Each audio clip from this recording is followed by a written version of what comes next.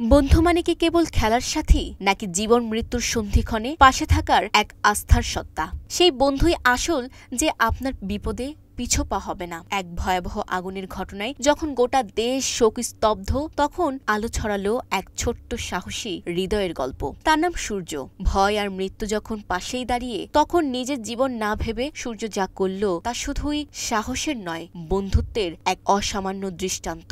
২১ জুলাইয়ের মাইলস্টোন স্কুলের সেই বিভীষিকাময় দিনে সূর্য হোমওয়ার্ক না করায় ডিটেনশন ক্লাসে যায়। ৫ জন বন্ধু মিলে একটি কর্নার রুমে অপেক্ষা করছিল। হঠাৎ বিকট শব্দে আগুনের সূত্রপাত ঘটে। মুহূর্তেই চারপাশ ধোঁয়ায় ভরে যায়। তাপমাত্রা উঠে যায় ৭০ ডিগ্রি সেলসিয়াসে। ঘরের ভেতর দম নেওয়াও ছিল যন্ত্রণাদায়ক। ঠিক তখনই সূর্যের সাহসিকতা প্রকট হয়ে ওঠে। জানালা দিয়ে বাঁচার রাস্তা দেখে সে নিজে পালায়নি, বারান্দা দিয়ে গ্রিল কাটা রাস্তা খুঁজে পেয়ে সবার আগে বলল, আপনারা দাঁড়ান, আমি আমার বন্ধুদের নিয়ে আসছি। এরপর সূর্য ফিরে গিয়ে একে একে সব বন্ধুদের নিয়ে আসে এবং নিজে সবার শেষে কার্নিশে দাঁড়িয়ে তাদের নামার ব্যবস্থা করে। এক মুহূর্তের জন্য সে নিজের প্রাণ নিয়ে আগে ভাবেনি। এটাই বন্ধুত্ব, এটাই হলো একজন মনুষ্যত্বের সত্তা। এই ঘটনা আমাদের চোখে আঙুল দিয়ে দেখিয়ে দেয়, মানুষ করতে হয় মানবিক শিক্ষা দিয়ে, শুধু নম্বর দিয়ে নয়। সূর্য প্রমাণ করে দিয়েছে, ভালো রেজাল্ট নয়, ভালো মন চাই। একজন মানবিক মানুষই পারে জীবনের কঠিন সময়েও বন্ধুর পাশে দাঁড়াতে। তাই সন্তানকে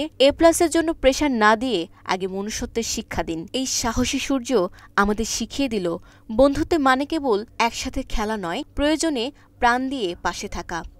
ডেস্ক রিপোর্ট, নিউজ ফ্ল্যাশ 71।